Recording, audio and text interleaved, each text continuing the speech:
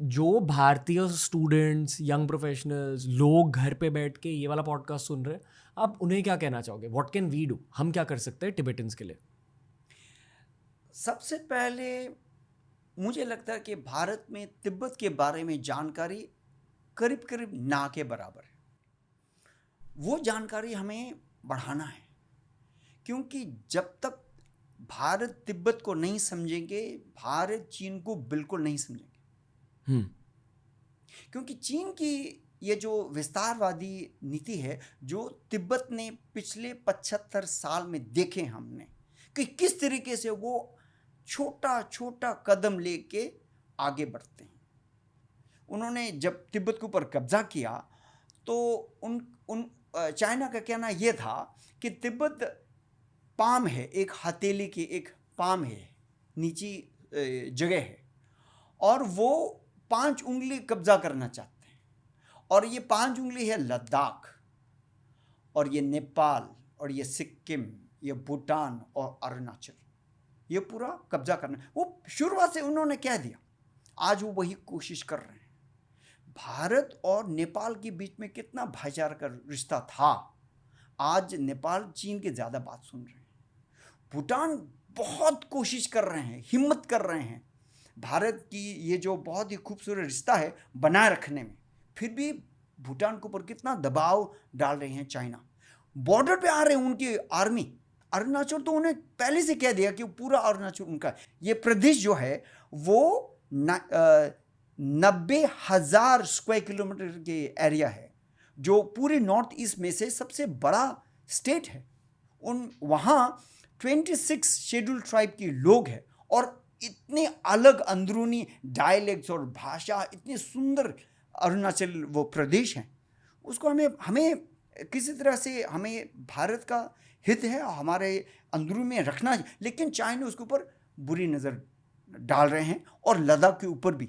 और चाइना चाहे तो हिमाचल में, उत्तराखंड में भी उन्होंने बहुत सारी जगह में उन्होंने कॉन्टेस्टेड एरिया बना रखा है।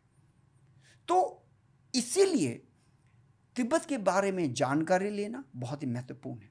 आपको पता है जो ईयर 2020 को जब गलवान घाटी का वो हत्याकांड हुआ, उसके बाद भारत सरकार ने इंडियन मिलिट्री जो फोर्ट लोग हैं उनको एक क्रैश कोर्स बनाया कि तिब्बत का मैप कैसा है, वहाँ का भाषा क्या, खाना क्या खाते हैं, कपड़े क्या पहनते हैं, उसको ये जो तिब्बतन ड्रेस है और ये माला जो है उसको क्या बोलते हैं, उसके बारे में क्रैश कोर्स बनाना पड़ा। क्रैश कोर्स इसलिए बनाना पड़ा क्योंकि इस तरीके से शिक्षा पद्धति में तिब्बत आया नहीं।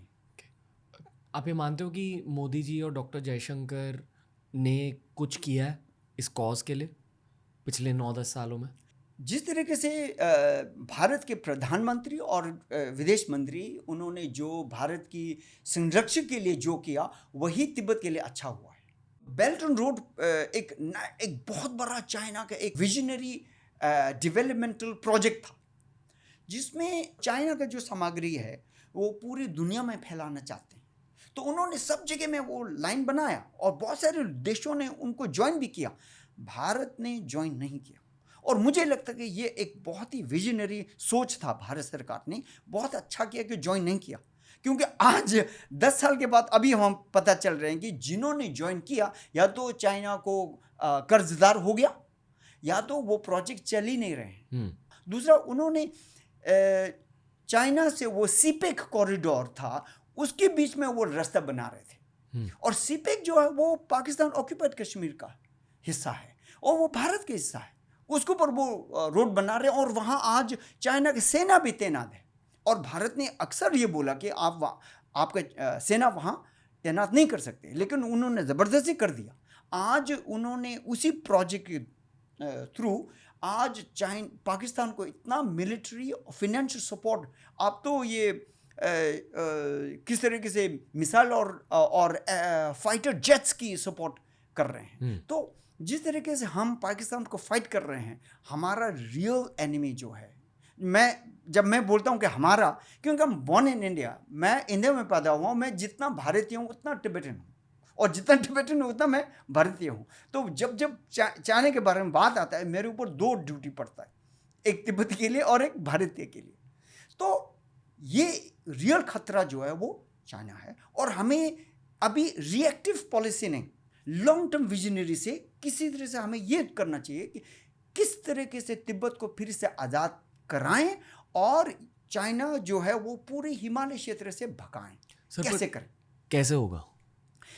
उसमें एक विजन अभी से तय करना पड़ेगा कि किस तरीके से तिब्बत के मुद्दा जो है वो इंटरनेशनल करें।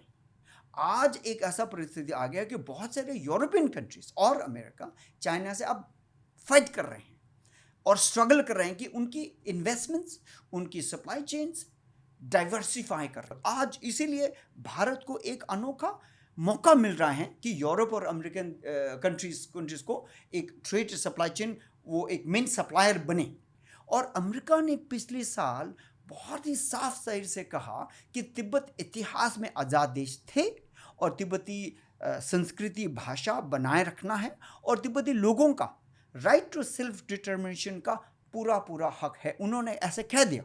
और अमेरिका ने यह भी कह दिया कि परम पावन दलाई लामा जी का भविष्य उनकी रिइंकार्नेशंस है, वो परम पावन दलाई लामा जी ही संस्कृति के तौर से जो डिसाइड करेगा वही सच है और अमेरिका उसको पूरी सपोर्ट देंगे। ऐसा नीति अभी भारत में आया नहीं है, लेकिन भविष्य में आ सकता है। ओके, तो ऑडियंस के लिए 3 टेकअवेज हैं। पहला टेकअवे ये है कि तिब्बत इशू के बारे में बातें ज़्यादा करो और जानो। दूसरा एंगल ये है कि पूरी दुनिया अब ये चाह रही है कि भारत भी उन्हें सप्लाई करे। थर्ड टेकअवे इज़ ये पर्सनल इनपुट है मेरा। आई फील कि हर भारतीय को एटलीस्ट धर्मशाला जाना चाहिए और भारत और तिब्बत के बीच जो असली रिश्ता है वो ज़्यादा करीबी से समझे।